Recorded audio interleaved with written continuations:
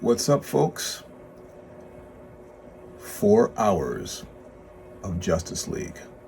But let's talk about the Snyder Cut on this episode of The Monitors.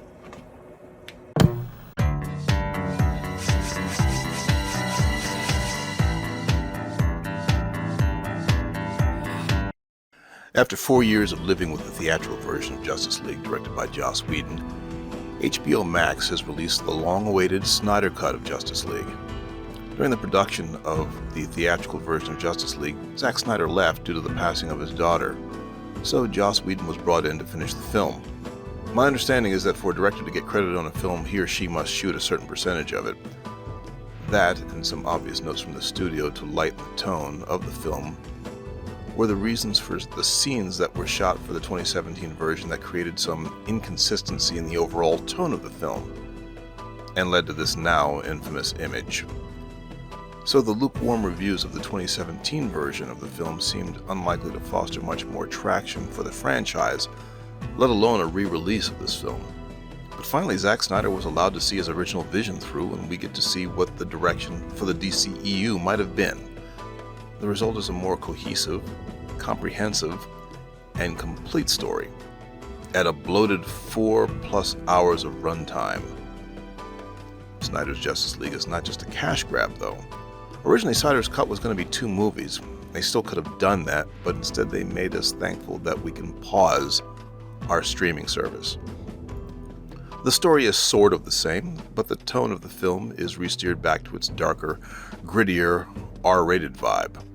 The subplots are much more fleshed out, and many sequences are either restored or extended, and the character development for Diana, Barry, Lois, and mostly Victor is much more satisfying. Since this is basically Cyborg's origin story, it was criminal how much was cut in this 2017 version. This time we get to see more of Ray Fisher's performance and his relationship with his father, Silas Stone, played by Joe Morton. We also get glimpses of his compassion as well as the awesome breadth of his power. Cyborg doesn't just feel like the token brown member of the team anymore. Barry Allen's original intro is restored when he rescues Iris West from the traffic accident, which is a cool sequence that was actually teased in the trailers for the 2017 release, but noticeably absent from that version. And Barry is still good for the story's lighter comic moments, but his neophyte hero status is not played up as much in this cut. Arthur Curry is also toned down a bit, as he is more brooding and edgy attitude and less wild man. Diana is pretty much still the same, though we do get to see more of her, and most of us don't have a problem with that. When it's good Wonder Woman, it's really good Wonder Woman. She still kicks butt.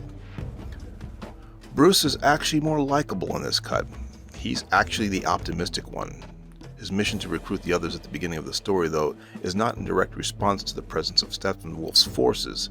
He actually doesn't know they've arrived yet. He just knows that something is coming thanks to Lex Luthor. And since there is more movie and more Bruce, there is also more Alfred. And despite some really great actors in that role, Jeremy Irons is kind of my favorite. There are also some nice sequences that focus on Lois coming to terms with the loss of Clark. They do sort of kind of take the momentum out of the story, but emotionally they're satisfying, and Amy Adams really sells them because she's always at the top of her game. So, okay, when the length of a cut of a movie literally doubles, obviously some things are going to be in it that weren't in before, and as I said, sequences are extended.